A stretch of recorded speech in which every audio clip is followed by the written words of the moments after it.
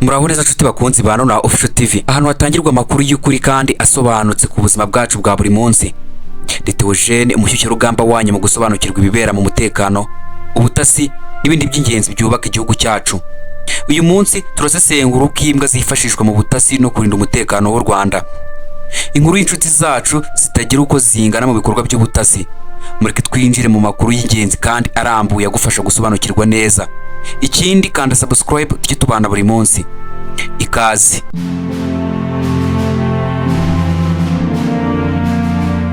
Mu bihe bya none aho ikoranabuhanga ryateye imbere cyane, abantu benshi batekereza ko ibikorwa by'ubutasi bikorerwa gusa mu gukoresha ibikoresho bya digitali, mudasobwa cyangwa drones. Ariko hari ikintu cy'ingenzi cyane mu butasi kiganjemo ubuhanga gakondo, kiganze cyane mu bikorwa byo kumenya amakuru, gucunga umutekano no gutahura ibibazo. Imbwa n'inshuti z'umuntu zifite ubushobozi budasanzwe mu gukurikirana impumuro, kumva neza ibyo abantu batumva no gukora ibigaragara nk'ibitangaza mu mirimo y'ubutasi n'umutekano. Ubushobozi bwazo bukora ku buryo buhambaye ku rwego rw'ubumenyi bw'ikoranabuhanga, bigatuma zibera ibikoresho by'ingenzi mu kugera ku ntego z'ubutasi no gukumira ibyaha.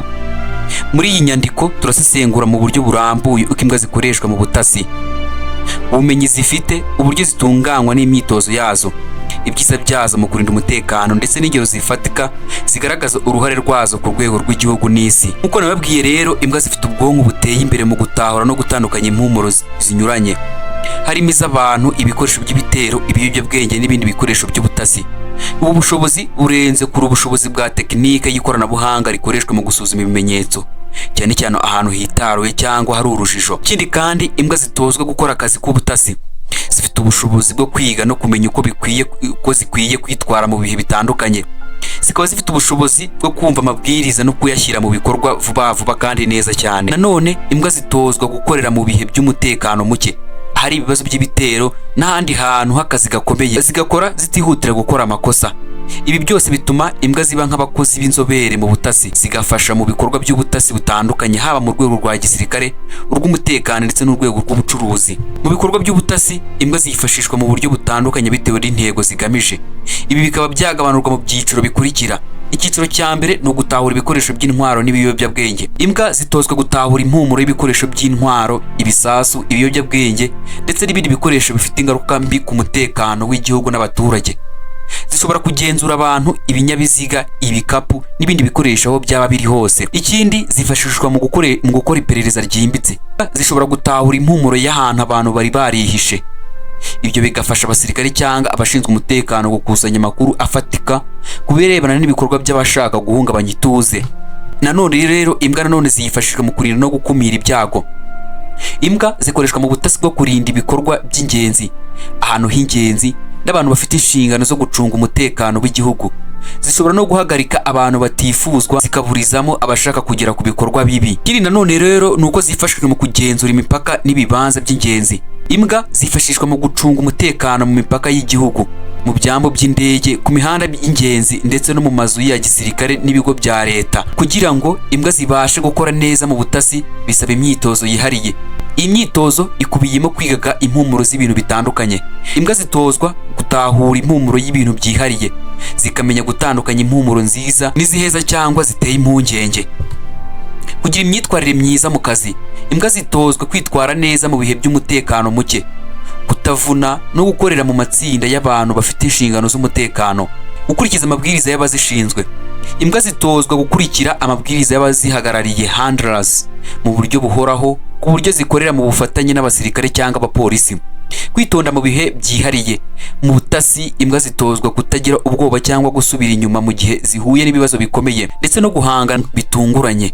Imbwa zikoreshwa ku rwego mpuzamahanga mu bikorwa by'ubutasi no gucunga umutekano. U Rwanda n'ibindi bihugu bya Afurika bifite imbwa zitozwa n'abahanga mu bya gisirikare n'umutekano. Mu Rwanda, imbwa zikoreshwa cyane mu gupima n'ibintu binjira mu byambo by'indege, kugenzura abinjira n'abasohoka mu mipaka, gutahura ibikoresho by'intwaro ndetse no mu bikorwa byo gukumira ibyaha. Ibihugu byateye imbere nka Leta Zunze Ubumwe za Amerika, Ubufaransa na Israel, imbwa zikoreshwa mu butasi bwo mu ngabo ndetse no mu rwego rwa diplomasi, aho zifasha mu gutahura imyuka y'ibisasu, gukurikirana abantu no gukora iperereza ku bibazo by'umutekano. Aka kanya rero wakwibaza akamaro k'imbwa mu butasi. Imbwa zigira uruhare rukomeye mu kwirinda ibyago no gukemura ibibazo. Rero akamaro kazo ni aka ngaka. Kurinda umutekano w'abaturage. Imbwa zishobora gutahura ibikoresho by'ibitero mbere y'uko bikoreshwa, bityo zikagabanya ibyago byo kwangirika kw'ahantu n'ibintu. Gutanga amakuru afatika. Mu butasi, imbwa zifasha gukusanya amakuru y'ingenzi zikamenya niba hari ibimenyetso by'ibikorwa by'ubutasi cyangwa ibyaha. Kuza ibikorwa by'umutekano. Imbwa zikora mu bufatanye n'abasirikare, abapolisi n'abandi bashinzwe umutekano, bigatuma ibikorwa byo gucunga umutekano biba byiza kandi bihamye. Gukora ibikorwa mu buryo bwihuse. Kubera ubushobozi bwazo bwo gutahura no gukurikira, imbwa zishobora kugera ku ntego mu gihe gito, zigabanya igihe cyakenerwaga n'abantu benshi. Imbwa zikoreshwa mu butasi ni igice cy'ingirakamaro cy'ubushobozi bwo gucunga umutekano mu bihugu byinshi, harimo n'u Rwanda. Ubushobozi bwazo bwo gutahura impumuro, kwiga no kwitwara neza bikomeje kuba intwaro idasanzwe mu guhashya ibyaha, kurinda abaturage no gukusanya amakuru y'ingenzi. Mu gihe isi ikomeje gutera imbere mu ikoranabuhanga, imbwa zizahora ari igikoresho cy'ingirakamaro cy'ubutasi, ko ubushobozi bwazo butagereranywa n'ubw'ikoranabuhanga gusa. Gukoresha neza imbwa mu butasi bizakomeza gufasha ibihugu mu kurinda umutekano w'abaturage, kugabanya ibyaha no gutahura ibyago hakiri kare. Murakoze cyane kuba mwari kumwe nanjye hano kuri NONAHA Official TV. Niba wungutse ubumenyi bushya ku buryo imbwa zikoreshwa mu butasi, ntuzibagirwe gukanda like, gusangiza abandi iyi video ku nshuti zawe no gukanda subscribe kugira ngo udacikanwa n'ibindi bisobanuro byimbitse. Tubarane mu kiganiro gikurikira, kandi ntiwibagirwe kugaragaza ibitekerezo byawe hasi muri comment section. Ndi Theogene, murabeho mukomeze kugira amahoro.